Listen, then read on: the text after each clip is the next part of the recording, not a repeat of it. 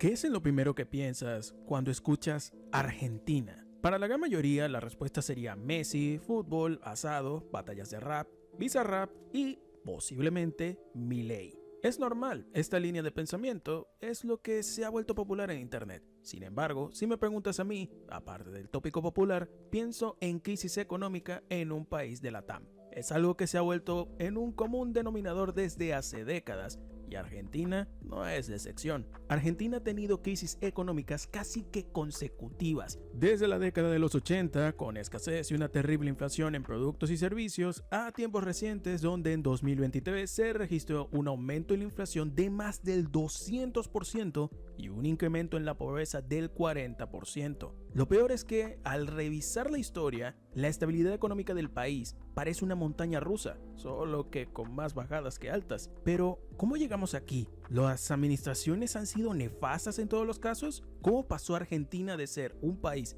relativamente barato a uno de los más caros? Para responder esto de manera adecuada, retrocederemos en el tiempo, a la primera crisis acontecida. Viajemos a los años 40. El periodo de 1946 a 1955 en Argentina estuvo marcado por la presidencia de Juan Domingo Perón, quien instauró un modelo de gobierno basado en el fortalecimiento del Estado, la justicia social y el desarrollo industrial. Sin embargo, a pesar de los avances en derechos laborales y la expansión del consumo interno, el país atravesó importantes crisis económicas que erosionaron el poder del peronismo. Cuando Perón asumió la presidencia en 1946, Argentina se encontraba en una situación económica favorable. La Segunda Guerra Mundial había generado un excedente de divisas debido a la exportación de productos agropecuarios, lo que permitió al gobierno implementar políticas de redistribución del ingreso y nacionalizar sectores estratégicos como los ferrocarriles, el gas, la electricidad y el Banco Central. Impulsó el modelo de sustitución de importaciones, fomentando la industria local para reducir la dependencia del extranjero. Sin embargo, el crecimiento inicial pronto encontró obstáculos. Para 1949, la economía comenzó a mostrar signos de debilitamiento debido a varios factores: la caída de los precios de los productos agropecuarios en el mercado internacional, el agotamiento de las reservas de divisas, la creciente inflación derivada del aumento del gasto público y la resistencia de sectores empresarios y agroexportadores a las políticas intervencionistas del gobierno. Para hacer frente a esta situación, en 1952, Perón implementó un plan de ajuste económico, reduciendo el gasto estatal y promoviendo una mayor disciplina fiscal. Si bien logró cierta estabilización, el costo social fue alto, los salarios perdieron poder adquisitivo y el crecimiento industrial se desaceleró. Ese mismo año, el fallecimiento de Eva Perón debilitó el vínculo del gobierno con los trabajadores, quienes eran su principal base de apoyo. Mientras tanto, el descontento en los sectores militares, empresariales y la iglesia crecía, acusando a Perón de autoritarismo y de un excesivo control estatal sobre la economía. Para el 55, la crisis económica se profundizó con un aumento de la inflación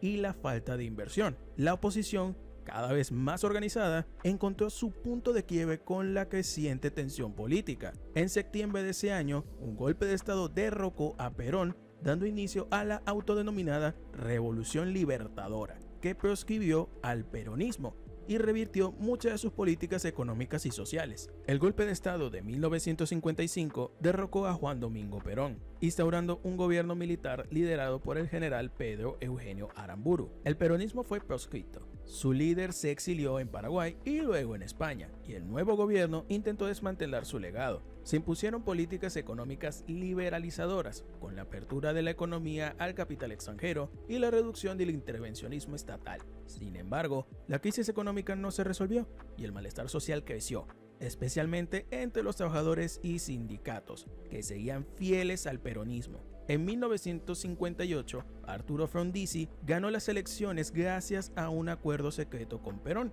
quien desde el exilio llamó a votar por él. Su gobierno intentó una política de desarrollo industrial, basada en la inversión extranjera, especialmente en el sector energético y petrolero. No obstante, la oposición militar y el descontento social lo debilitaron, y en 1962 fue derrocado por un golpe de estado. Lo sucedió José María Guido, quien intentó contener las crisis políticas, pero la presión militar fue constante. En 1963, Arturo Illia fue elegido presidente, pero su gobierno fue débil debido a la proscripción del peronismo y la resistencia de los sectores económicos. Aunque Illia logró una recuperación económica y una baja en la inflación, su rechazo a las inversiones extranjeras y su falta de control sobre las fuerzas armadas lo llevaron a ser derrocado en 1966. El golpe militar del 66 instauró la dictadura de Juan Carlos Onganía, quien implementó el modelo de Onganiat, caracterizado por el autoritarismo y una política económica tecnocrática. Se buscó modernizar la industria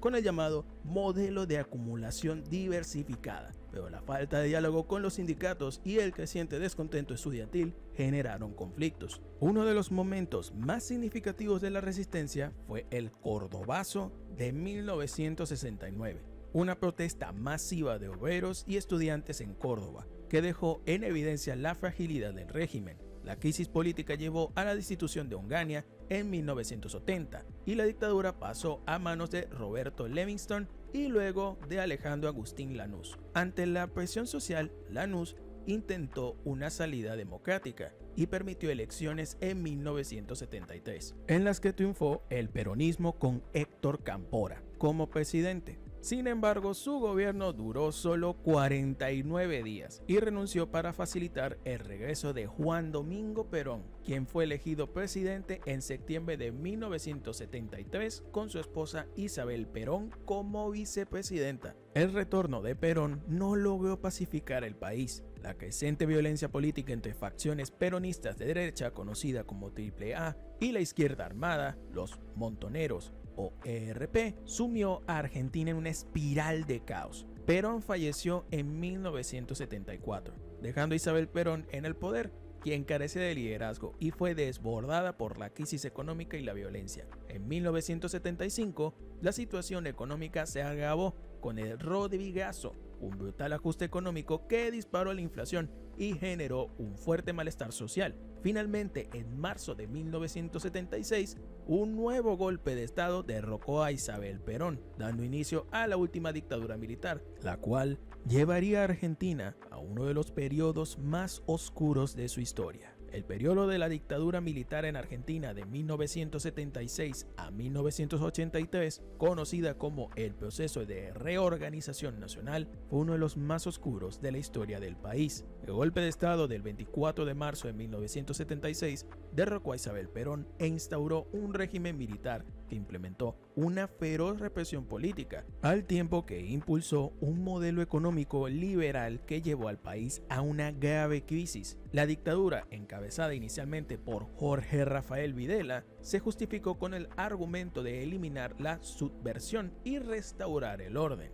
No obstante, lo que siguió fue un terror de Estado sin precedentes. Se persiguió y eliminó a opositores políticos, sindicatos, estudiantes y militantes de izquierda. Se implementó un sistema de desaparición forzada de personas con centros clandestinos de detención, atrocidades y ejecuciones. Se secuestraron y apropiaron de bebés nacidos en cautiverio. Las madres y abuelas de la Plaza de Mayo comenzaron a organizarse en busca de sus hijos y nietos desaparecidos, convirtiéndose así en un símbolo de resistencia. Ya en el plano económico, el ministro de Economía, José Alfredo Martín de Hoz, implementó un modelo de corte neoliberal. Esto ocasionó una apertura de la economía y reducción del proteccionismo industrial, un derrumbe de la industria nacional al no poder competir con productos importados, un endeudamiento externo masivo con préstamos internacionales que enriquecieron a grupos financieros y una política antiinflacionaria basada en la tablita cambiaria que terminó favoreciendo la especulación financiera. A corto plazo hubo una aparente estabilidad, pero pronto la recesión y la deuda externa se volvieron insostenibles. En 1981, la economía entró en crisis con una fuga de capitales y el colapso de muchas empresas nacionales. Con la crisis económica y el creciente descontento social, Videla fue reemplazado por Roberto Viola y luego por Leopoldo Galtieri en 1981. Para intentar recuperar el apoyo popular, el gobierno decidió en 1982 invadir las Islas Malvinas, ocupadas por el Reino Unido. La guerra, que duró entre abril y junio, terminó en una derrota militar aplastante frente a las fuerzas británicas. La derrota en Malvinas marcó el principio del fin de la dictadura. Las protestas sociales crecieron y la presión internacional contra el régimen aumentó. Con la dictadura debilitada, Reinaldo Vignone asumió la presidencia en 1982 y comenzó una transición hacia elecciones democráticas. En 1983 se permitió nuevamente la actividad política y se convocaron elecciones. En octubre, el radical Raúl Alfonsín ganó los comicios con el compromiso de investigar los crímenes de la dictadura. El 10 de diciembre de 1983, Argentina recuperó la democracia, dando inicio a una nueva etapa con el juicio de las juntas militares y la reconstrucción institucional del país. Sin embargo, las secuelas económicas y sociales de la dictadura continuarían afectando a Argentina en las siguientes décadas. Con el regreso de la democracia en 1983, esto marcó el inicio de una nueva etapa en Argentina, pero también trajo consigo grandes desafíos políticos y económicos. A lo largo de las siguientes 2 décadas, el país atravesó crisis económicas severas, periodos de hiperinflación y una de las peores crisis de su historia en 2001 y 2002. Es así que llegamos al nuevo periodo democrático de Argentina, el cual tenía mucho que arreglar y resolver. Con la llegada de Raúl Alfonsín a la presidencia en 1983, se puso en marcha un proceso de reconstrucción institucional y búsqueda de justicia por los crímenes de la dictadura.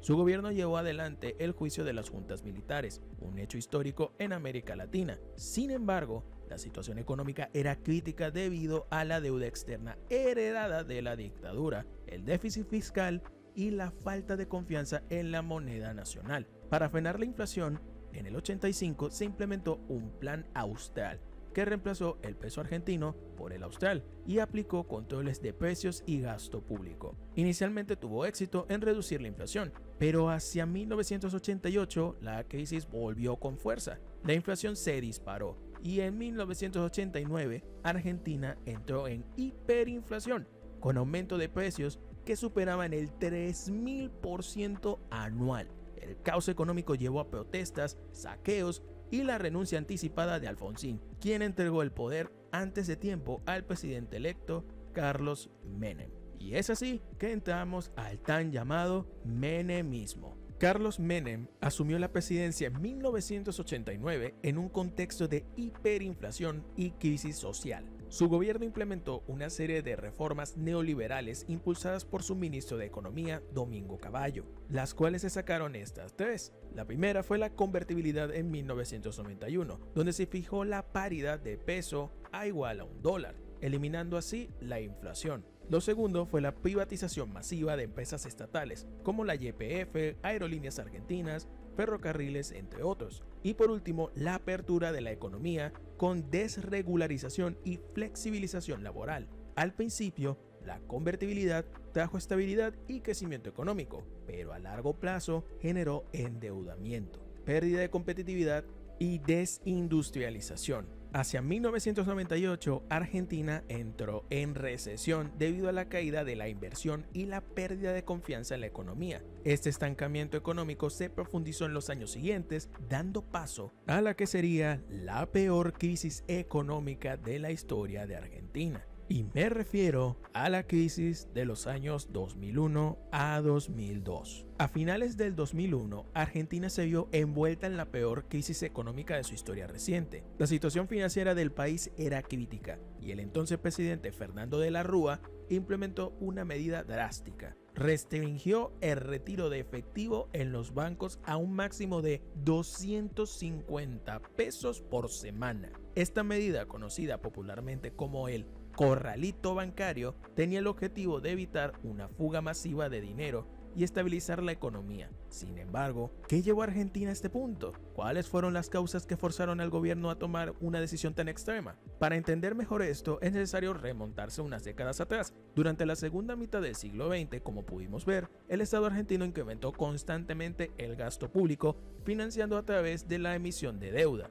Pero esta deuda debía ser pagada, y para hacerlo, el país aumentó progresivamente los impuestos, hasta alcanzar niveles muy altos. Además, durante años, el gobierno emitió moneda de forma constante, lo que debilitó la confianza en el peso argentino y generó una inflación crónica. Fue así que en el 91, en un intento por frenar la inflación, se instauró el sistema de convertibilidad, estableciendo una paridad fija de $1 igual a $1 estadounidense. Al principio la medida funcionó y brindó estabilidad. No obstante, a finales de los 90, el país enfrentó un escenario financiero muy complejo. El gasto público estaba fuera de control. El déficit fiscal superaba los 7.000 millones de pesos, la deuda pública ascendía a más de 130 millones de dólares, los impuestos eran altos y la emisión monetaria continuaba. Cuando Fernando de la Rúa asumió la presidencia en diciembre del 99, intentó controlar la crisis aumentando aún más los impuestos. Sin embargo, estas medidas no fueron efectivas y la economía siguió deteriorándose. En 2001, el consumo cayó. La tasa de desempleo alcanzó un 18% y la tensión social se incrementó. El país vivió varias huelgas generales reflejando la creciente desconfianza de la población en sus líderes y en el sistema financiero. Ante el temor de una crisis bancaria, muchos ciudadanos comenzaron a retirar su dinero de los bancos. El gobierno necesitaba financiamiento, pero no tenía muchas opciones. Los impuestos ya estaban en niveles elevados. Los mercados internacionales habían perdido la confianza en Argentina y no querían prestarle dinero, y la emisión de más moneda solo aumentaba la incertidumbre. Como resultado, la gente cambió masivamente sus pesos por dólares para proteger sus ahorros. Fue así que a principios de 2001, los depósitos bancarios en Argentina sumaban 85.000 millones de dólares, pero en pocos meses los retiros superaron los 5.000 millones de dólares. Para noviembre, el total de depósitos ya había caído en más de un 20%, aumentando el temor de que el país entrara en default. Ahora, tomemos una pausa. ¿Qué es lo que significa que un país entre en default? Cuando un país entra en default o suspensión de pagos, significa que no puede cumplir con sus obligaciones financieras, es decir, no puede pagar su deuda externa o interna a tiempo. Esto puede ocurrir por diversas razones, como una crisis económica, una mala gestión financiera o una combinación de factores. Existen dos tipos de default. Puede ser parcial, afectando solo una parte de la deuda, o total, cuando el país deja de pagar todas sus obligaciones. Y el segundo es que puede afectar tanto la deuda externa, es decir, préstamos de otros países o instituciones internacionales, como a la deuda interna, o sea, obligaciones con ciudadanos o empresas dentro del país. Y esto trae como consecuencias una pérdida de confianza de los inversores, lo que dificulta la obtención de nuevos préstamos, dificultad para acceder a financiamiento internacional, lo que puede afectar el comercio y el desarrollo económico, una devaluación de la moneda y aumento de la inflación, una posible recesión económica y aumento del desempleo, y también podría afectar a las calificaciones crediticias del país. Ahora, ¿y qué hizo el gobierno? El gobierno recurrió al Fondo Monetario Internacional, o sea el FMI, en busca de ayuda. Pero la entidad exigió un severo recorte del gasto público para conceder más financiamiento. Sin margen de maniobra, el gobierno de la Rúa optó por una medida desesperada, el corralito. El sábado 1 de diciembre de 2001, el presidente anunció la limitación de retiros bancarios a 250 pesos semanales, con vigencia a partir del lunes 3 de diciembre de 2001 y por un periodo de 90 días. En ese momento, el uso de tarjetas de débito y crédito no estaba tan extendido en el país, por lo que el efectivo era el medio de pago predominante. La reacción de la población fue inmediata. El corralito generó pánico e indignación, ya que bloqueaba el acceso a los ahorros de millones de argentinos. El nombre corralito surgió porque en Argentina se llama así a los parques infantiles cercados que impiden que los niños salgan. Del mismo modo, el gobierno intentaba contener la crisis manteniendo el dinero dentro del sistema bancario. La intención era calmar el pánico financiero y evitar el colapso de los bancos, y demostrarle al FMI que se estaban tomando medidas para estabilizar la economía con la esperanza de recibir más financiamiento internacional. Aún así, el resultado fue todo lo contrario. En lugar de generar confianza, el corralito desató aún más descontento social. Las políticas se multiplicaron y el 19 y 20 de diciembre de 2001, miles de argentinos salieron a las calles. La represión policial dejó a decenas de personas fallecidas y ante la presión, Fernando de la Rúa renunció y abandonó la Casa Rosada en helicóptero. El país quedó sumido en el caos, con 5 presidentes en menos de un mes. Finalmente, Eduardo Duhalde asumió el poder en enero de 2002 y tomó la decisión de terminar con la convertibilidad, lo que provocó una fuerte devaluación del peso argentino, una inflación descontrolada y el default de la deuda externa. Argentina entró en una crisis aún más profunda, con millones de personas sumidas en la pobreza. El corralito debía durar 90 días, pero su impacto marcó a toda una generación y dejó lecciones imborrables sobre los riesgos del endeudamiento excesivo, la falta de confianza en las instituciones y las consecuencias de políticas económicas insostenibles. Con esta disposición, el gobierno restringió el acceso a los depósitos bancarios, provocando una oleada de indignación. Miles de ciudadanos se congregaron frente a las sucursales bancarias, golpeando cacerolas y exigiendo el acceso a su dinero. Con la renuncia de la Rúa, la Asamblea Legislativa designó a Adolfo Rodríguez Saá como nuevo presidente el 23 de diciembre. Pocos días después, Rodríguez Saá declaró la suspensión de pagos de más de 100 millones de dólares, marcando la mayor cesación de pagos en la historia del país. Sin embargo, su gobierno fue breve, apenas de una semana después de asumir. Renunció el 30 de diciembre, dejando al país en una incertidumbre aún mayor. Fue así que el 1 de enero de 2002, la Asamblea eligió a Eduardo Duhalde como presidente interino. En su primer discurso intentó calmar a la población asegurando que los depósitos se respetarían en la moneda original. El que depositó dólares recibirá dólares, el que depositó pesos recibirá pesos. Pero la realidad fue otra. Pocas semanas después, el gobierno de Duhalde derogó la convertibilidad entre el peso argentino y el dólar, estableciendo un tipo de cambio de 1.40 pesos por dólar, lo que representó una devaluación del 40%. Además, transformó automáticamente en pesos todos los depósitos y créditos denominados en dólares, de acuerdo con el nuevo tipo de cambio. Estas medidas, conocidas popularmente como el corralón, redujeron drásticamente el poder adquisitivo de los ciudadanos. Si el corralito había impedido el acceso a los ahorros, el corralón los desvalorizó de la noche a la mañana. Durante los años siguientes,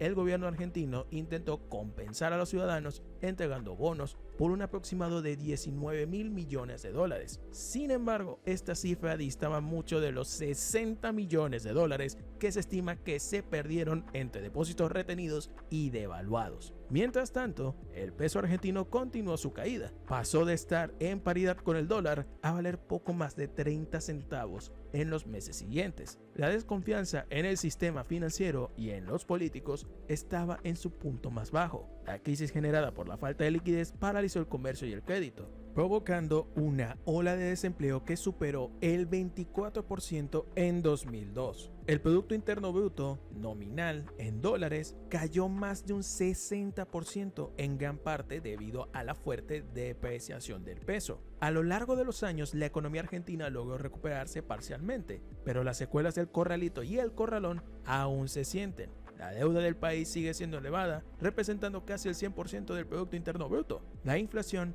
se ha vuelto crónica, con tasas de 2 dígitos de manera constante desde 2001. El miedo a nuevos corralitos sigue latente en la sociedad argentina y la falta de confianza en los gobiernos ha dificultado el acceso a financiamiento internacional. Aunque el caso de Argentina es el más emblemático, no ha sido el único episodio de este tipo. En 2013 también implementó un corralito para evitar la fuga de capitales mientras se negociaba un rescate financiero de 10 millones de euros con la Unión Europea. Durante 2 semanas, los depósitos bancarios quedaron bloqueados y las sucursales cerradas. En 2015, Grecia vivió una situación similar también. Los bancos cerraron durante 3 semanas y la retirada de efectivo se limitó a 50 euros por persona y día hasta que se resolviera el referéndum sobre el rescate financiero del país. Entiendan esto, el problema del endeudamiento y la responsabilidad fiscal no es exclusivo de Argentina, Chipre o Grecia. Hoy muchos países tienen niveles altos de gasto público que llegan a niveles récord y déficits fiscales constantes. Esta situación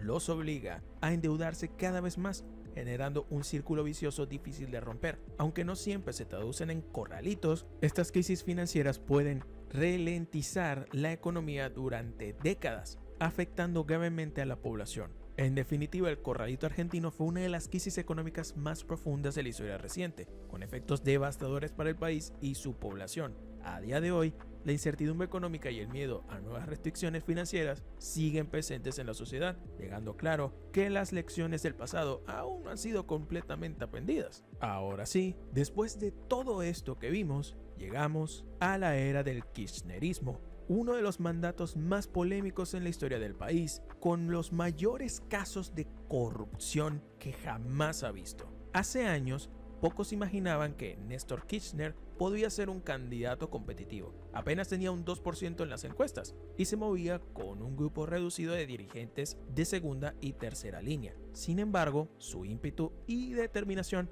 llamaban la atención. Nadie en su entorno creía realmente que pudiera llegar a la presidencia, ni siquiera su principal operador de campaña, Alberto Fernández, quien en un principio trabajaba para posicionarlo como vicepresidente de otro candidato peronista con mayor apoyo. Pero la política argentina es impredecible. El objetivo central de Eduardo Duhalde en ese momento era evitar el regreso de Carlos Menem al poder. Aunque Menem todavía contaba con cierto respaldo, no le alcanzaba para ser presidente. Así que cualquier figura que lograra unir al anti-menemismo tenía grandes posibilidades de éxito. Finalmente, la apuesta recayó en Kirchner, cuya mayor fortaleza era su bajo nivel de conocimiento público. Se presentaba como alguien nuevo, ajeno a la generación política que había fracasado. Su campaña buscó posicionarlo como una opción distinta, alguien que no mentía, que cumplía lo que prometía. Con Kirchner podremos construir un mejor futuro para nuestros hijos, decían sus seguidores. Aprovechó esa ola de renovación para instalarse como el candidato del cambio, aunque en realidad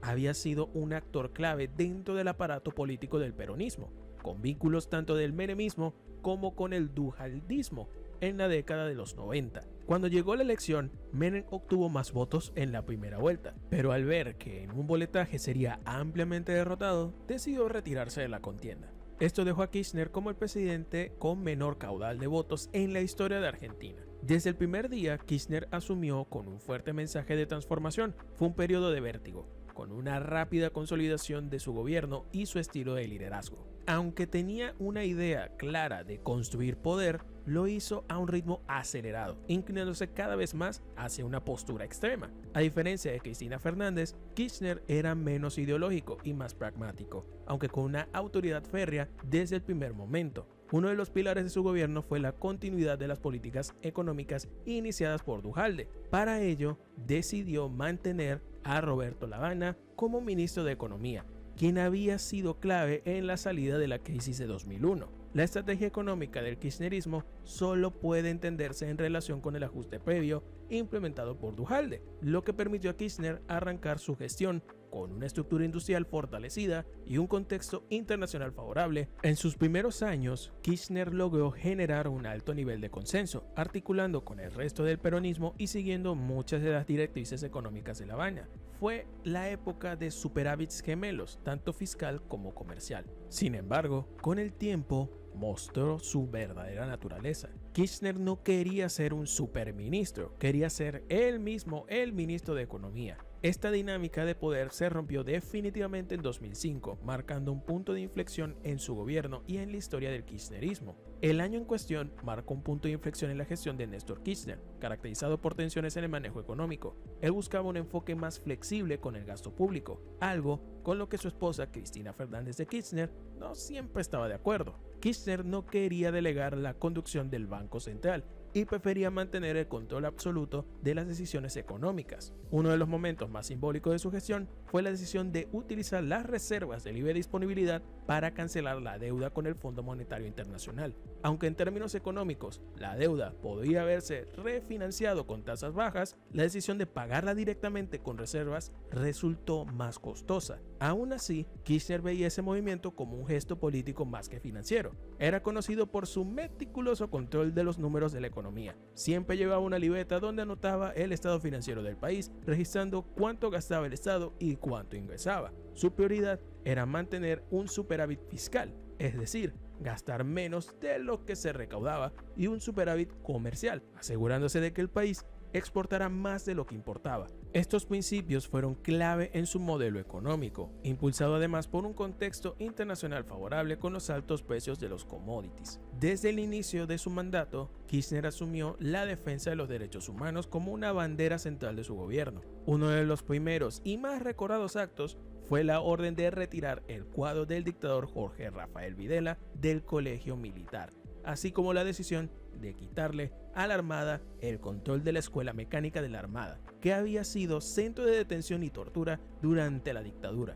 Además, incorporó a madres y abuelas de la Plaza de Mayo en la mayoría de los actos oficiales, convirtiendo la lucha por la memoria, la verdad y la justicia en un eje fundamental de su administración. Al mismo tiempo, emprendió una reforma judicial que incluyó la renovación de la Corte Suprema, heredada del menemismo y fuertemente cuestionada por su falta de independencia. Esta transformación judicial fue el primer capítulo de una serie de enfrentamientos con distintos sectores del poder, que se intensificaría en los años siguientes. El kirchnerismo consolidó su influencia dentro del peronismo con el triunfo de Cristina Fernández en las elecciones de la provincia de Buenos Aires. Esto le otorgó un respaldo popular clave, convirtiéndola en una figura central en la política argentina y allanando su camino hacia la presidencia. En el ámbito internacional, la Cumbre de las Américas marcó un momento crucial en la relación de Argentina con Estados Unidos. Kirchner, junto con otros líderes de Mercosur y Venezuela, se opuso al Área de Libre Comercio de las Américas, conocida como ALCA, impulsada por Estados Unidos y Canadá.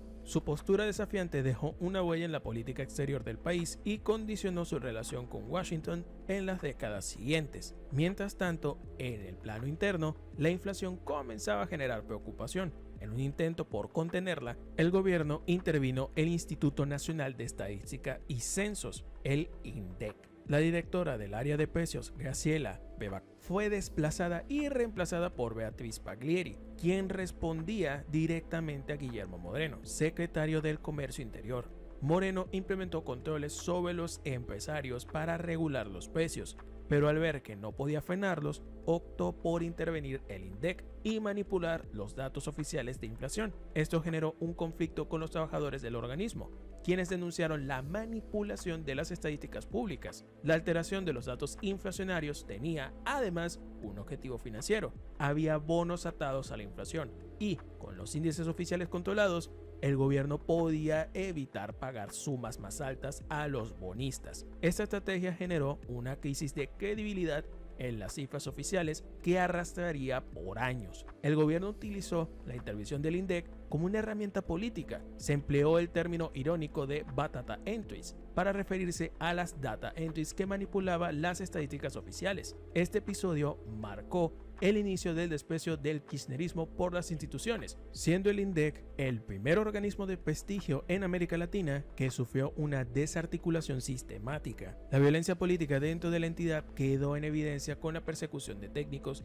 y, en particular, de muchas mujeres que fueron desplazadas de sus cargos directivos. Así, la mentira se consolidó como parte del relato oficial, reflejado en encuestas e informes manipulados. En 2007, cuando se debía renovar el mandato presidencial, Néstor Kirchner comenzó a jugar públicamente con la incógnita sobre su sucesión. Finalmente, Cristina Fernández de Kirchner fue la candidata y ganó las elecciones. No obstante, según fuentes cercanas, Néstor luego se arrepintió de su decisión, al darse cuenta de que él también podría haber ganado y llevado adelante otro tipo de gestión. Además, se sintió incómodo con la idea de que algunos aprovecharan que su esposa estaba al frente del gobierno. Tras un fuerte crecimiento económico durante la gestión de Néstor Kirchner, comenzaron a acumularse distorsiones que estallaron en 2008. El kirchnerismo en la cúspide de su poder no previó la magnitud de la crisis que se desataría con la resolución 125 sobre retenciones móviles. Esta medida generó un altísimo costo político y tensiones sin precedentes. La mesa de enlace que reunía a los sectores agropecuarios se unió en un frente común contra el gobierno,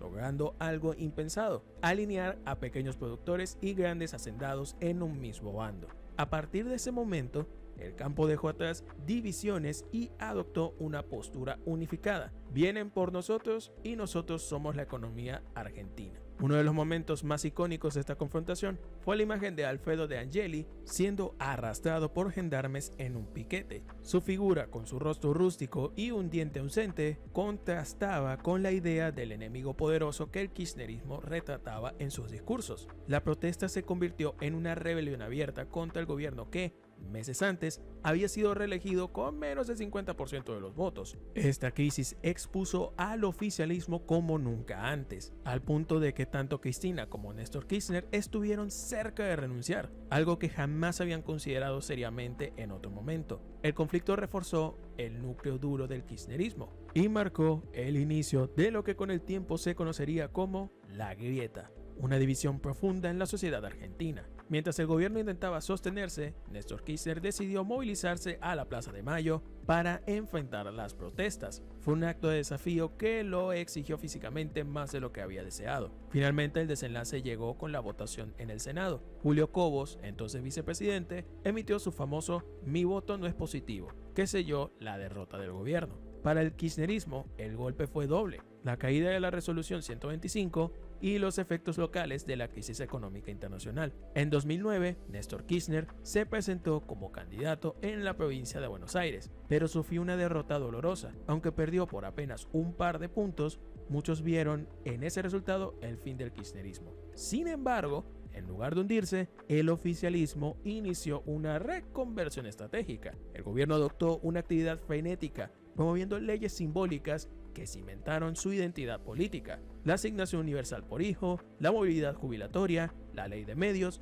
y el matrimonio igualitario. Para 2010, la economía comenzó a recuperarse y el país experimentó un cambio de ánimo reflejado en los festejos del bicentenario. Todo parecía encaminarse hasta que, en octubre de ese año, ocurrió la gran disrupción: la muerte de Néstor Kirchner, un suceso que cambiaría para siempre el rumbo del kirchnerismo. Uno de los principales problemas de Cristina Fernández de Kirchner fue la elección de sus ministros de Economía. La mayoría le ofrecieron soluciones temporales, pero a largo plazo generaron dificultades significativas. Uno de esos ministros fue Amado Boudou. Su carrera política comenzó en el Mar del Plata, dentro de la Unión del Centro Democrático, o UCD. Cristina quedó impresionada por su habilidad política y decidió convocarlo como ministro de Economía. Sin embargo, su gestión fue muy cuestionada y más tarde, ya como vicepresidente, protagonizó un escándalo al intentar quedarse con la imprenta Sicode, encargada de la fabricación de billetes. Otro ministro clave fue Axel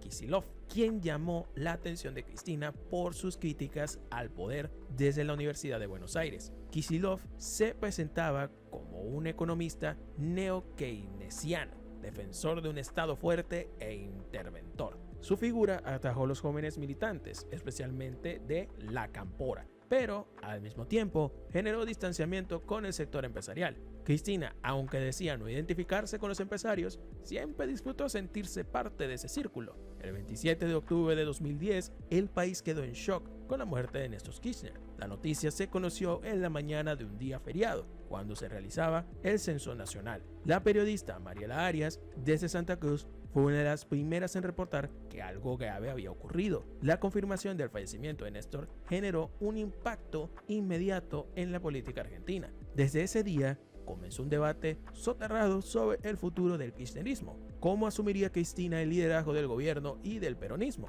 Después de un largo duelo, decidió cambiar su estrategia de poder, alejándose de los referentes tradicionales del peronismo y acercándose a los jóvenes militantes, La Cámpora y otras agrupaciones juveniles que con Néstor habían tenido un papel secundario, se convirtieron en actores clave de su gestión. El contexto económico de 2010 y 2011 fue favorable. Tras la crisis financiera internacional, la economía argentina mostró signos de recuperación.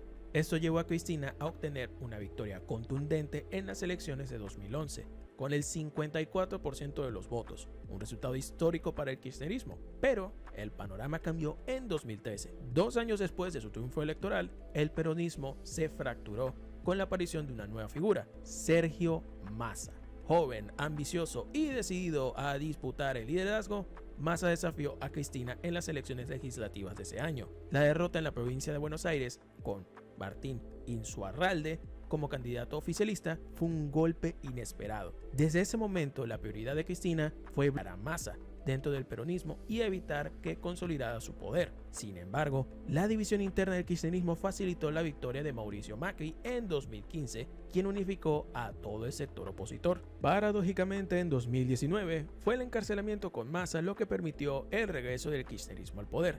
Cristina reconoció la importancia de esa alianza, entendiendo que la unidad del peronismo era clave para derrotar a Macri. Así, la historia política reciente de Argentina ha estado marcada por alianzas estratégicas, enfrentamientos internos y un constante juego de poder que, hasta el día de hoy, sigue definiendo el destino del país. Ahora bien, aquí entra el caso que más sacudió al kirchnerismo desde la parte judicial, y fue el fallecimiento del fiscal Alberto Nisman. Apareció sin signos vitales en el baño de su departamento en Puerto Madero con un disparo en la cabeza. Estaba a cargo de la investigación del atentado a la AMIA. Para dar un contexto rápido, el atentado a la AMIA, es decir, la Asociación Mutual Israelita Argentina, fue un ataque ocurrido con una autobomba que tuvo lugar el 18 de julio de 1994 en Buenos Aires, Argentina. Este suceso causó la pérdida de 85 personas y dejó a más de 300 heridas. Como tal,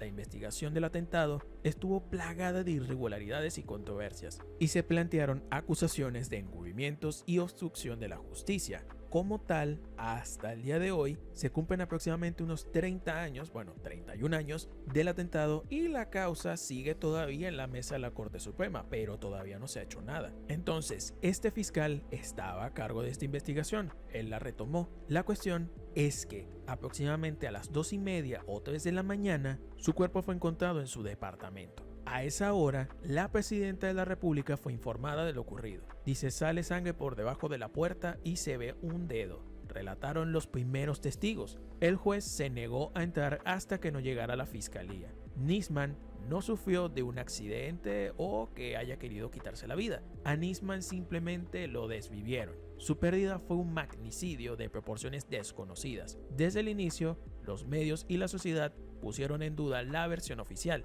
En la tapa del diario de La Nación, el titular decía: estupor y protestas por la pérdida del fiscal que denunció a la presidenta. La gente salió a la calle con pancartas que decían: yo soy Nisman, todos somos Nisman. Era evidente que desde el principio muchos ya sospechaban que nunca se sabía la verdad. No se puede esclarecer un crimen de esta magnitud en solo 2 días. Al día de hoy no hay nadie preso por el atentado a la AMIA, ni por la pérdida del señor Nisman. Ningún otro caso desde la crisis con el FMI había sacudido tanto el gobierno de Cristina Fernández de Kirchner, y este en particular tuvo una enorme repercusión internacional. La acusación era gravísima. Se señalaba a la presidenta por encubrimiento de los responsables del atentado contra la AMIA, involucrando directamente a Irán, un estado que protegía a grupos terroristas. Nisman tenía estrechos vínculos con Antonio Stiusio, un influyente agente de inteligencia.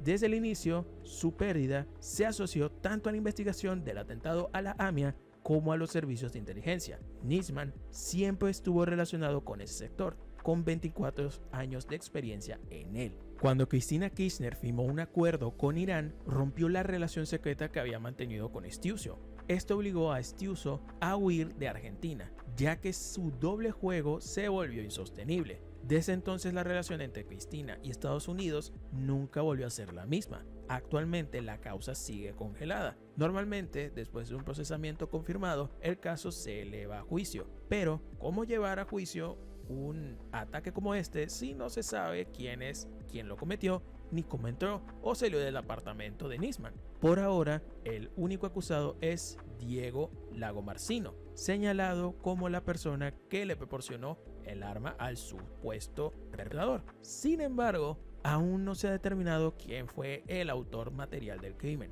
En paralelo, otras investigaciones avanzaban. En 2018 se publicaron informes sobre el sistema de sobornos en la obra pública. La justicia había avanzado significativamente en casos de corrupción, en un contexto en el que el kirchnerismo se encontraba en declive. A finales de 2017, Cristina había perdido las elecciones intermedias contra Esteban Bullrich, y la sociedad, aún en su luna de miel con el gobierno de Mauricio Macri, observaba cómo la justicia comenzaba a actuar. Verán, el sistema de corrupción era relativamente sencillo. Empresarios recibían contratos de obra pública, el dinero salía en blanco del Estado y luego se convertía en dólares en negro. Una parte de ese dinero volvía a los funcionarios. Todo se manejaba a través de intermediarios. quienes recogían el dinero y lo llevaban a distintos lugares: el departamento de Cristina Kirchner en Juncal y Uruguay, la Quinta de Olivos y, en ocasiones, el despacho presidencial en el Balcarce 50.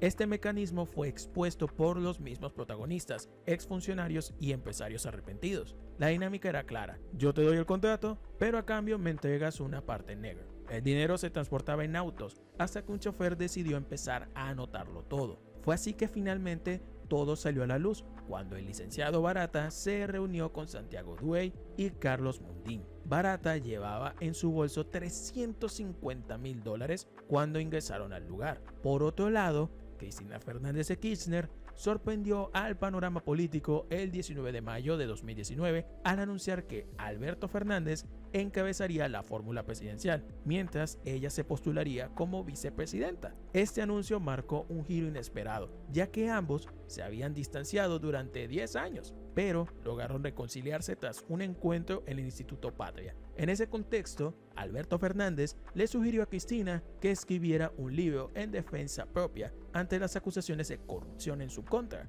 La designación de Alberto como candidato presidencial reflejaba la intención de construir una estructura más amplia dentro del peronismo, con el objetivo de unificar fuerzas para derrotar al macrismo. Sin embargo, con el tiempo, las relaciones dentro de la coalición y los lazos entre Cristina y Alberto se rompieron casi por completo. Desde el inicio nunca quedó claro cómo funcionaría la coalición en el ejercicio del poder. El gobierno de Alberto Fernández estuvo marcado por los intentos de Cristina y su entorno de frenar el avance de las causas judiciales en su contra y contra su familia. Cristina, en un momento de gran tensión política, declaró: no voy a someter a la fuerza política, que me honro con la presidencia en 2 ocasiones y la vicepresidencia en una tercera, a una campaña electoral con una candidata condenada, inhabilitada de por vida y acusada de administración fraudulenta. Mientras tanto, criticaba fuertemente a la oposición, a quienes acusaba de haber endeudado al país con el Fondo Monetario Internacional. Mientras ellos viajaban tranquilamente en los aviones de los grandes medios de comunicación, finalmente anunció que no sería candidata en 2023. Uno de los mayores puntos de discordia entre Cristina y Alberto fue la falta de avances en este tema durante su gestión. La crisis se profundizó cuando Cristina fue acusada en el juicio por la causa de vialidad, lo que provocó manifestaciones masivas en su apoyo. En medio de ese clima de tensión ocurrió un hecho estremecedor, y fue cuando atacaron a Cristina Kirchner por parte de Fernando Sabac Montiel. El impacto de este suceso fue enorme. Muchos se preguntaban qué habría pasado en Argentina si el disparo hubiera salido bien. La confrontación con el Poder Judicial se intensificó y la relación con la Corte Suprema se volvió aún más tensa. En diciembre, Cristina fue condenada a 6 años de prisión e inhabilitación perpetua para ejercer cargos públicos. Su reacción inmediata fue reafirmar que no se presentaría a ninguna candidatura en 2023, dejando a la coalición oficialista sumida en la incertidumbre. El comienzo del 2020 fue el momento en el que Alberto Fernández pareció tener mayor control ejecutivo. La pandemia le dio la oportunidad de asumir un rol de liderazgo, tomando medidas para enfrentar la crisis sanitaria. Bajo ese contexto, su imagen pública alcanzó niveles de aprobación cercanos al 80%, una popularidad que nunca volvió a recuperar. A medida que la cuarentena se extendía, el apoyo se fue desgastando y la situación explotó con 2 grandes escándalos. El primero, el vacunatorio VIP, donde se descubrió que altos funcionarios y allegados al gobierno recibían vacunas de manera privilegiada. Luego, la difusión de una foto que mostraba a Alberto Fernández celebrando una fiesta en la residencia de Olivos en plena cuarentena estricta. Esta última imagen representó un punto de no retorno en su credibilidad y fue un golpe devastador para sus aspiraciones de liderazgo. El descontento social se tradujo en la derrota del oficialismo en las elecciones legislativas de 2021, dando inicio a una serie de conflictos internos que marcaron el resto de su mandato. A partir de entonces, la gestión de Fernández estuvo marcada por la inestabilidad política y económica.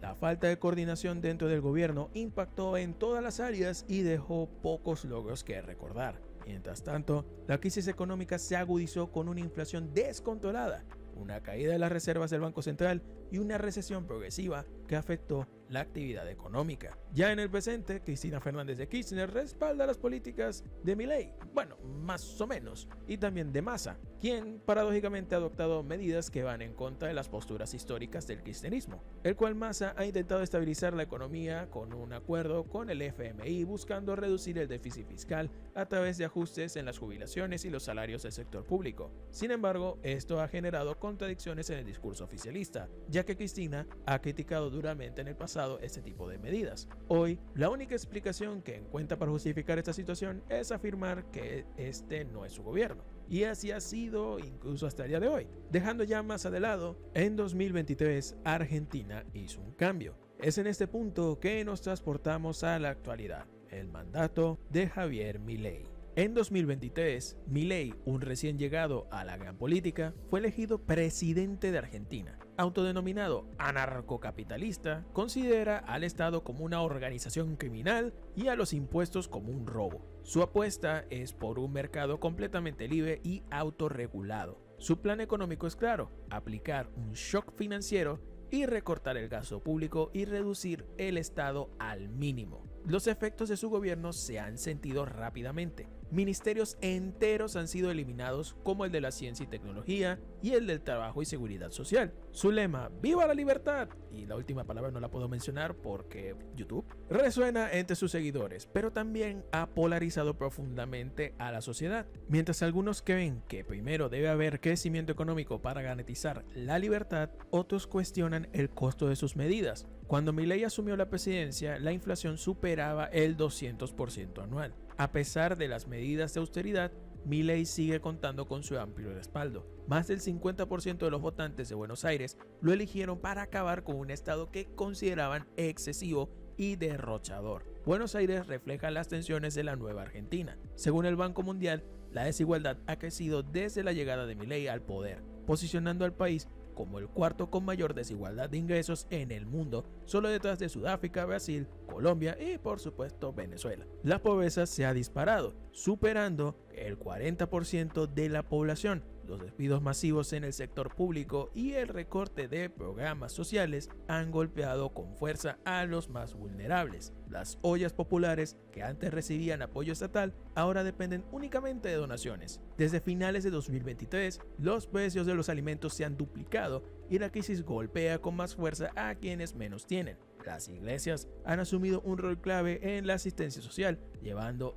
el vacío dejado por el Estado. No hace más de un año desde que Javier Milei y su gobierno asumieron el poder en Argentina, diciendo, y cito, yo, Javier Gerardo Milei, juro por Dios y por la patria sobre estos santos evangelios desempeñar con lealtad y patriotismo el cargo de presidente de la nación argentina. Con estas palabras, Milei se convertía oficialmente en el presidente del país. Apodado el León, el Loco o el Liberal Libertario, había logrado lo impensable: llevar su ideología al máximo nivel de poder. Su promesa era clara: transformar la economía y política del país desde la raíz, una tarea monumental considerando el estado en que recibió Argentina. El país sumido en la ruina, una inflación descontrolada, el peligro inminente de una hiperinflación, un déficit fiscal enorme y una sociedad profundamente fracturada. Es así que ya un año después surge la gran pregunta: ¿qué ha logrado hasta ahora? Si hacemos un análisis objetivo, podemos decir que su mandato ha tenido luces y sombras, aunque si somos justos,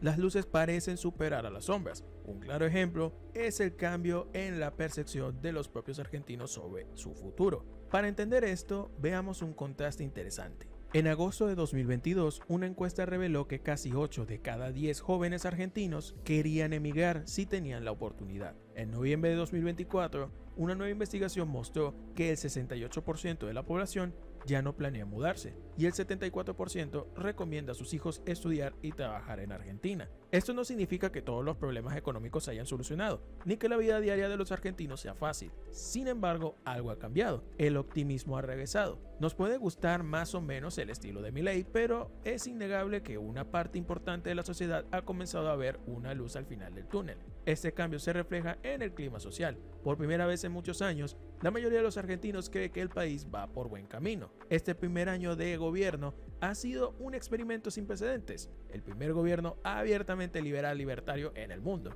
Y ahora que ha pasado el tiempo suficiente, podemos hacer un balance más claro. ¿Cuáles han sido sus aciertos y errores? Si ha logrado realmente dar un giro de 180 grados al país y qué le depara el futuro a Milei en este 2025. Sin duda, esta es una historia con altibajos, pero sobre todo es una historia de optimismo. Y si hay algo que la historia nos ha enseñado es que después de la tormenta siempre llega la calma. Hace poco más de un año, antes de que Milei asumiera la presidencia, el sentimiento general era pesimismo absoluto. Se pensaba que un líder sin mayoría en el Congreso, sin estructuras partidarias y sin apoyo territorial, no podía gobernar ni implementar reformas. Muchos aseguraban que su gobierno sería un fracaso total y que el país entraría en un bloqueo político irreversible. Pero ahora, tras un año de gestión, la realidad ha demostrado que la historia no estaba escrita y que, al menos por ahora, Argentina parece estar tomando un rumbo diferente. Hubo un tiempo en el que muchos pensaban que Javier Milei no lograría gobernar con éxito. Se decía que asumiría la presidencia con el gobierno más débil de las últimas décadas, sin mayoría en el Congreso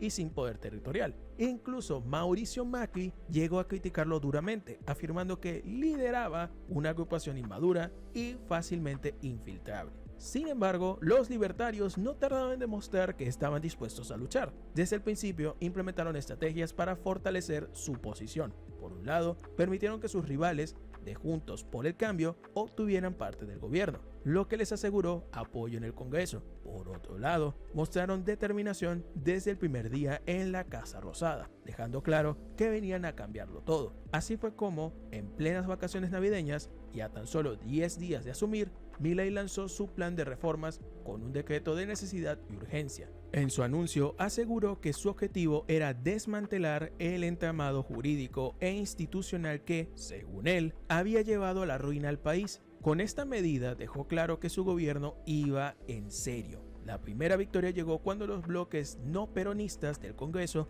decidieron mantener vigente el decreto, pero esta sería solo la primera de muchas batallas ganadas por el León Libertario. Uno de los hitos más importantes de su administración fue la aprobación de la Ley de Bases, un paquete legislativo que, aunque sufrió modificaciones, le otorgó a Milei el poder necesario para desregular la economía. Las reformas incluyeron cambios en el ámbito laboral, beneficios fiscales para empresas, incentivos a la inversión y una mayor liberalización de los mercados. Pero los cambios en Argentina no fueron solo económicos. Lo que más sorprendió del fenómeno de Milei fue la transformación social que se produjo en tiempo récord. Un país que durante años había sido altamente dependiente de los subsidios y del Estado, comenzó a replantearse su modelo. Los argentinos, al ver el riesgo de seguir por el mismo camino, comenzaron a aceptar una nueva forma de pensar. Durante años, parecía que los políticos argentinos seguían manuales de economía al revés. Sin embargo, de repente, un outsider sin experiencia en política, que ganó notoriedad a través de sus intervenciones explosivas en televisión,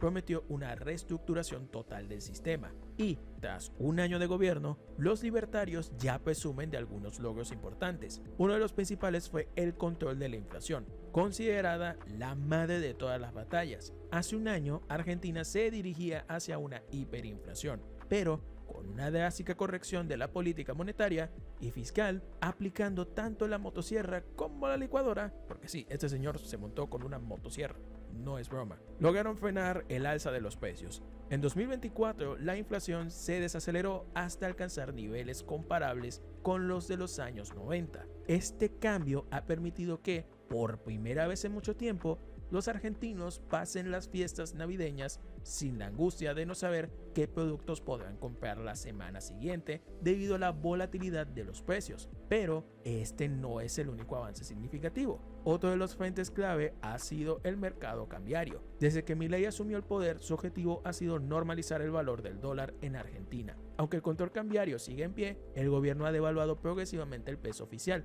permitiendo que el dólar libre y el dólar blue se equiparen con el tipo de cambio oficial e incluso lo superen. Pero, ¿por qué esto es importante? Porque es un paso esencial para levantar el cepo cambiario, es decir, eliminar las restricciones que impiden a los ciudadanos cambiar libremente su dinero por divisas extranjeras. De lograrse, esto traería numerosos beneficios, como facilitar el comercio, la inversión y la protección del ahorro en dólares. Los argentinos casi habían olvidado lo que era vivir en una economía relativamente estable, aunque la estabilidad aún no está asegurada. La situación es que mucho más normal y optimista que hace un año. Todavía hay muchos problemas por resolver, pero todo apunta a que, con el tiempo, podrán superarse. Un ejemplo claro de esta mejoría es el acceso al crédito. Hasta hace pocos meses, obtener un préstamo bancario en Argentina era prácticamente imposible debido a la inflación y las altas tasas de interés. Muchos ciudadanos ni siquiera podían soñar con acceder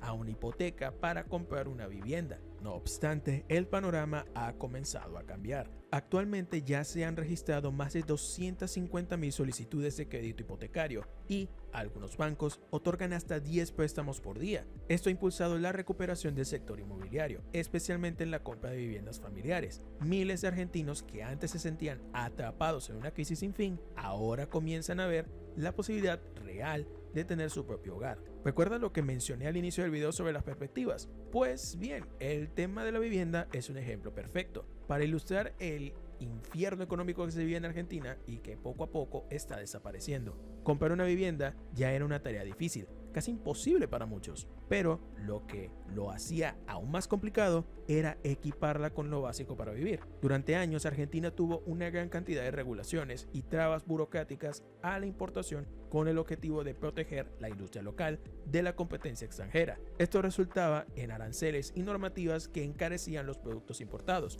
obligando a los ciudadanos a consumir artículos nacionales aunque fueran más costosos y de menor calidad. Era, en cierto modo, una especie de secuestro colectivo del mercado. Sin embargo, el gobierno de Javier Milei ha desmontado gran parte de estas restricciones. Una de sus medidas más importantes ha sido la eliminación de los impuestos de las compras en el exterior, permitiendo que los argentinos puedan importar productos a precios más accesibles, como ocurre en la mayoría de los países desarrollados. Esta medida entrará en vigor a partir de diciembre y supondrá un ahorro significativo. Para que se hagan una idea, los productos importados podrían costar hasta un 40% menos que en el mercado local. En algunos casos, la diferencia de precios es aún mayor. Auriculares un 66% más baratos, tablets 57%, celulares un 55% y notebooks un 54%. Esta apertura comercial también impacta en bienes esenciales como ropa, electrodomésticos e incluso automóviles. No obstante, para acceder a estos productos, los argentinos primero necesitan contar con ingresos o ahorros. Durante años, las políticas fiscales del país incentivaron a que muchos ciudadanos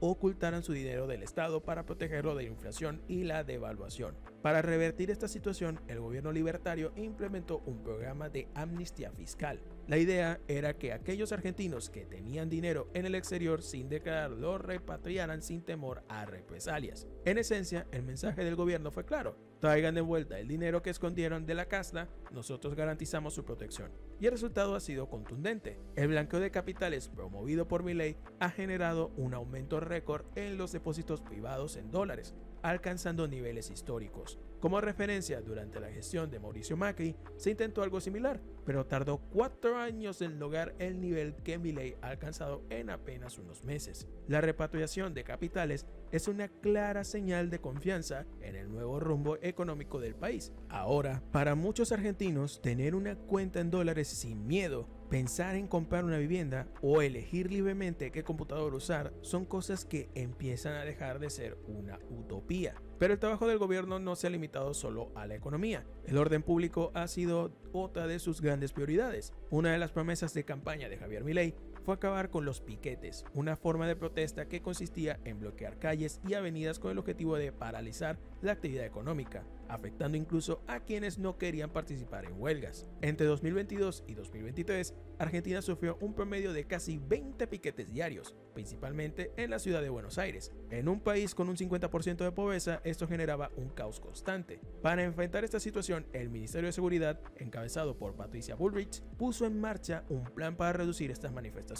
Los resultados han sido significativos. En solo un año, las marchas en Buenos Aires han disminuido un 50%. El protocolo de seguridad se ha aplicado en más de 300 ocasiones, movilizando a 50.000 efectivos y actualmente ya no se registran bloqueos totales de tránsito. Otro de los grandes desafíos en materia de seguridad estaba en la provincia de Santa Fe, una de las más golpeadas por el narcotráfico. En Rosario, por ejemplo, los niveles de violencia llegaron a ser alarmantes. De hecho, este era el único lugar del país donde los narcos se atrevieron a amenazar abiertamente a Lionel Messi. A finales de 2023, Rosario cerró el año con una tasa de pérdidas 5 veces mayor que el promedio nacional. No obstante, la llegada del nuevo gobierno trajo consigo un operativo especial para recuperar el control del territorio, el Plan Bandera. Desde su implementación, las pérdidas en Santa Fe han disminuido más del 50%, alcanzando cifras más bajas que en cualquier otro momento de la última década. La mejora en la seguridad,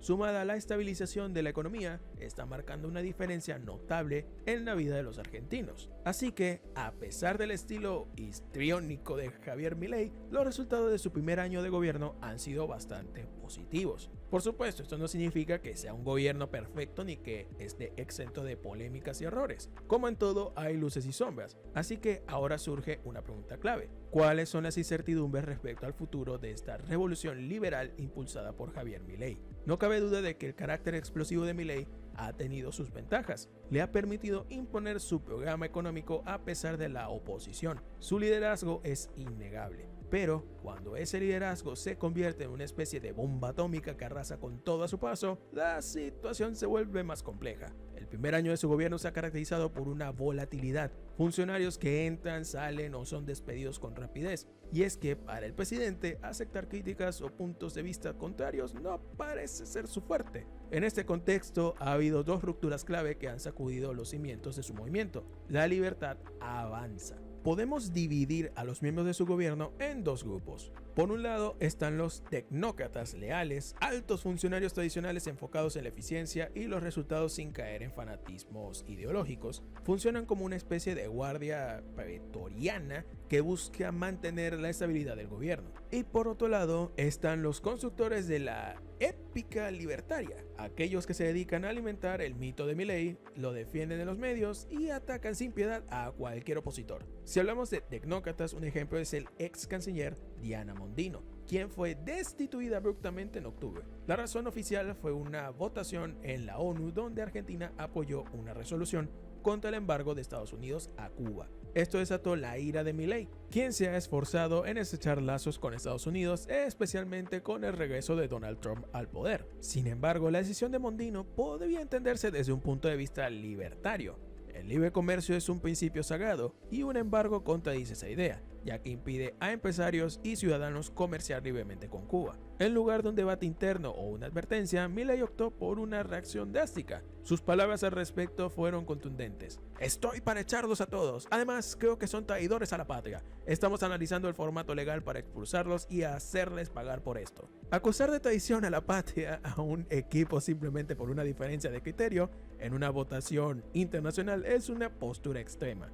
Pero lo más llamativo es que Milei ha demostrado tener posturas cambiantes en distintos temas. Un ejemplo claro es su elección del sucesor de Mondino, Gerardo Hueretilneck, quien en el pasado había elogiado abiertamente a Cristina Kirchner, diciendo que era la mejor candidata y que estaba gobernando el país de manera eficiente. Esto nos deja con una duda: ¿qué busca realmente Milei en sus funcionarios? ¿Afinidad ideológica y valores liberales o simplemente lealtad absoluta aunque venga de perfiles que él mismo tacharía de casta? La respuesta realmente no es clara, así que queda abierta a reflexión. Otro punto clave de conflicto ha sido su distanciamiento con la vicepresidenta Victoria Villarruel. Durante la campaña, Milei la presentó como una experta en seguridad y defensa, asegurando que manejaría esos ministerios. Incluso llegó a decir: el otro gran problema de Argentina es la inseguridad, y Victoria tiene gran conocimiento y experiencia en estos temas. Por eso,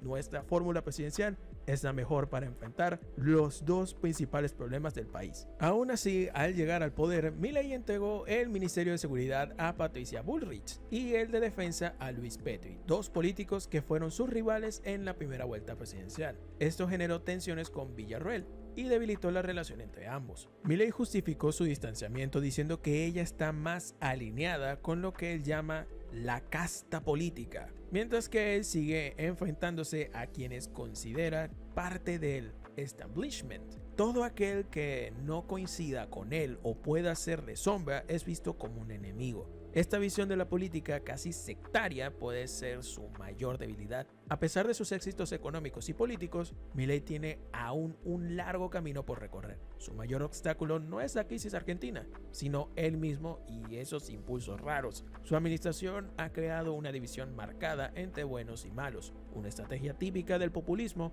que no contribuye a la unión de una sociedad ya fragmentada. Esto se ve reflejado en su relación con el Congreso y con los medios de comunicación. Sus constantes ataques a diputados y periodistas a quienes acusa de corrupción o de ensuciar su imagen podrían convertirse en su propia tumba política. Hoy goza de popularidad, pero mañana podría necesitar el apoyo de aquellos a los que ahora insulta. En política nunca es buena idea escupir hacia arriba. Dicho esto, no se puede negar que Milei ha logrado cambios significativos en Argentina. A nivel macroeconómico, los indicadores muestran mejoras esperanzadoras. No obstante, su gobierno aún tiene muchas tareas pendientes. Salud, educación y pobreza siguen sin una política clara. Hasta ahora, su prioridad ha sido el orden económico y la seguridad. Pero gobernar un país va mucho más allá de eso. Ahora que ha superado la primera ola de desafíos, deberá enfocarse en el día a día de los ciudadanos y no solo en lo extraordinario. ¿Podrá su gobierno adaptarse a lo que viene? ¿Este cambio será duradero?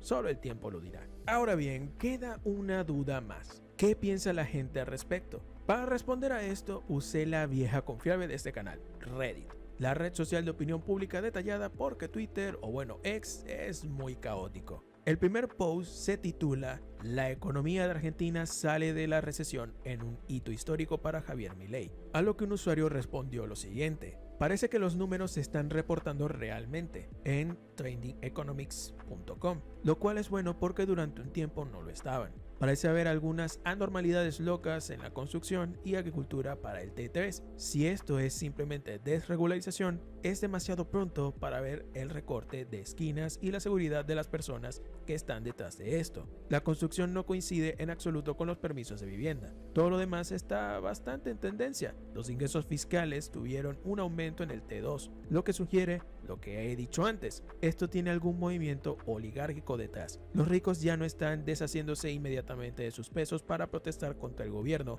que alivia la pobreza. Y puedes verlo en flujos de capital. Una cosa a tener en cuenta en todo esto es la rápida caída de los tipos de interés interbancarios que comenzó antes de que cayera la inflación. Es solo otro dato que dice que la gente tiene al revés el tema de los tipos de interés. Argentina ya no les paga a sus ricos tenedores de bonos el 126% para comprar deuda pública. En otro post, un usuario pregunta sobre el estado de la economía. Hola, me gustaría saber cómo está la economía en Argentina después de un año con Milei en la presidencia. En España la información que llega es polarizada. Tengo entendido que la inflación ya no está aumentando. Algunos piensan que esto es bueno, otros argumentan que es malo, porque hay menos actividad económica. La verdad no tengo ni idea sobre economía, pero me gustaría saber cuál es la realidad para los argentinos y si han cambiado las cosas en este año.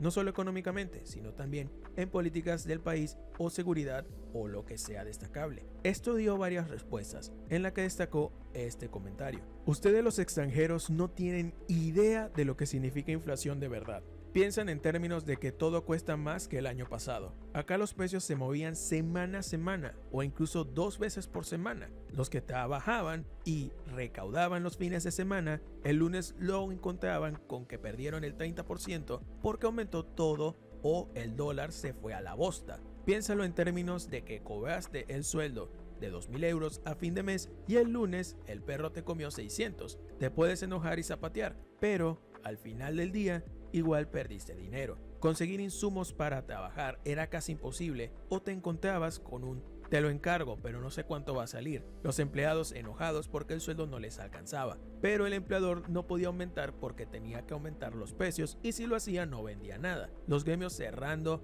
paritarias por abajo de la inflación hasta el punto que empleados en blanco cobraban $300. El dólar americano ilegal volaba en precio porque era lo más sencillo de conseguir. Si no manejaba cripto, era un dolor de huevos conservar lo poco que podías ahorrar. La devaluación no es broma, macho, no son numeritos nada más. Te hace pedazos la cabeza, el bolsillo y los planes. Después ni hablemos de los cambios a nivel social. En todos los pueblos y ciudades había punteros políticos que te pedían donaciones.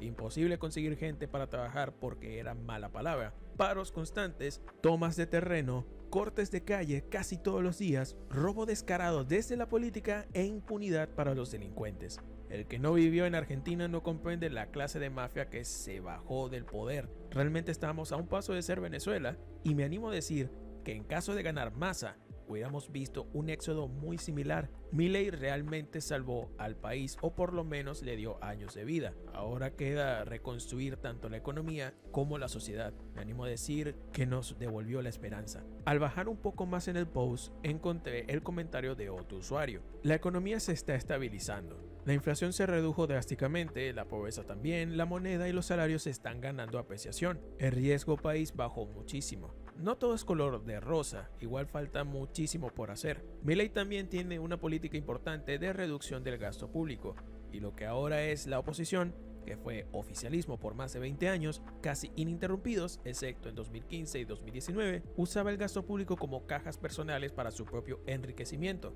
por diversas formas de corrupción, mientras iba llevando el país a la miseria desde el punto de vista económico y social. Es increíble todo lo que se pudo hacer en un año, simplemente tomando medidas de ajuste necesarias y cortando chorros de plata malgastada del Estado. Pero como lo está haciendo un loquito de derecha, los sectores más zurdos que se benefician del Estado, mientras más arruinaban el país, tienen que hacer gimnasia mental de que en realidad la inflación que generaban era buena. Y los medios internacionales antiderecha siguen esas líneas también. Creo que El País es uno de ellos. Y todo lo que se dijo en la campaña del miedo que se quiso instaurar el kirchnerismo durante las elecciones del 2023 no pasó. No se pueden comprar y vender órganos ni armas, ni se reivindicó la dictadura militar del 76. Curiosamente, los que sí son violentos, con los que opinan distinto, son los buenos de izquierda. Para concluir este video, puedo decir que Argentina es uno de los países que más crisis económicas ha tenido a lo largo de su historia, al menos hasta el momento. Claro, sé que hay otros, incluido mi país, pero desconocía esta parte de la historia del pueblo argentino. No me considero perteneciente a ningún partido político. En otros videos explicaré el motivo, por lo que no me considero súper abanderado de Milei. Sin embargo, no puedo negar que ha hecho grandes cambios y las cosas puede que mejoren con el paso de los años. Y espero de todo corazón que así sea. Pausa. Esa era la conclusión que iba a dar en el video. Pero justo cuando me disponía a grabar, me enteré de la serie de protestas que están ocurriendo en Argentina por parte de jubilados y otros grupos más, debido a las pensiones. Según esta noticia de CNN en español, la protesta de jubilados frente al Congreso de Argentina comenzó como una más de las tantas que se han realizado los últimos miércoles en rechazo a las políticas gubernamentales y los recortes en las pensiones. Sin embargo, lo que se esperaba que fuera una manifestación pacífica terminó en una jornada de violencia que dejó decenas de heridos, cientos de detenidos y la imagen de un fotoperiodista gravemente herido que se viralizó en redes sociales. Desde que Javier Milei asumió el poder a fines de 2023, las políticas de ajuste económico han golpeado con fuerza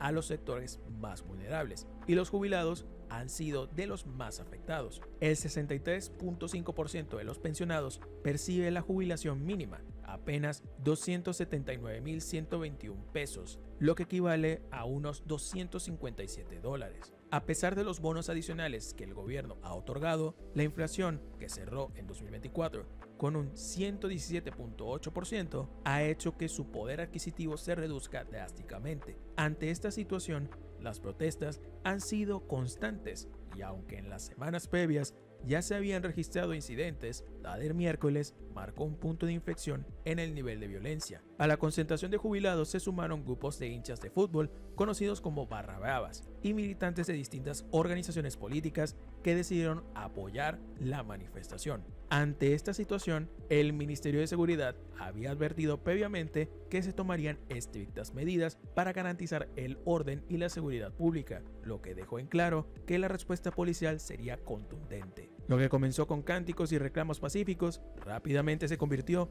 en un enfrentamiento entre manifestantes y las fuerzas de seguridad. El protocolo antipiquetes se desplegó con toda su fuerza: gases lacrimógenos, camiones hidrantes, gas pimienta y detonaciones de balas de goma. La policía de la ciudad de Buenos Aires informó que 124 personas fueron detenidas, de las cuales 99 fueron arrestadas por la policía local y las otras 25 por la Policía Nacional. Además, el SAME reportó que al menos 46 personas resultaron heridas, 20 de ellas manifestantes y 26 efectivos de seguridad. Uno de los momentos más impactantes de la jornada fue cuando Pablo Grillo, un fotoperiodista independiente, recibió el impacto de un cartucho de gas lacrimógeno en la cabeza mientras capturaba imágenes de los enfrentamientos. El golpe le provocó una fractura de cráneo, dejándolo en estado crítico. Su padre, Fabián Grillo, denunció que Pablo solo estaba haciendo su trabajo y documentando lo que ocurría. En un video que circuló ampliamente en redes sociales, se observa el momento exacto en el que un policía dispara el cartucho,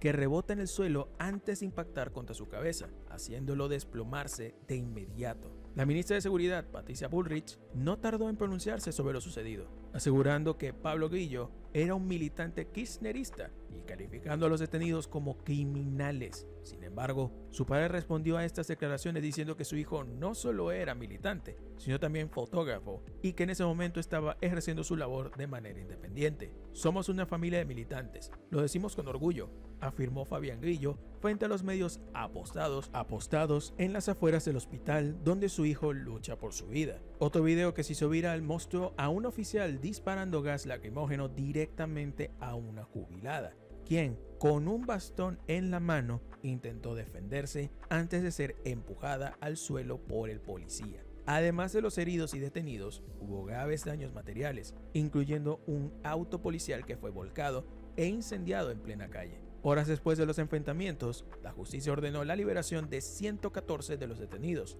lo que generó aún más tensiones entre el gobierno y los manifestantes. Mientras tanto, en el hospital, la familia de Pablo Grillo espera noticias sobre su evolución, mientras su imagen herido en el suelo sigue recorriendo el país como un símbolo de lo que fue una de las protestas más violentas desde la llegada de Milei al poder.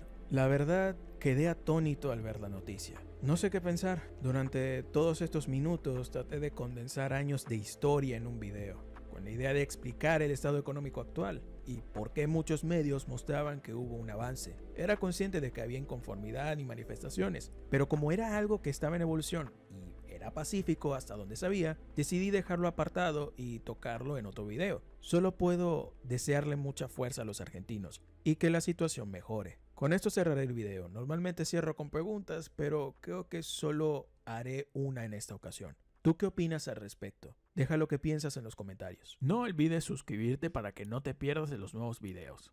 Nos vemos en la próxima.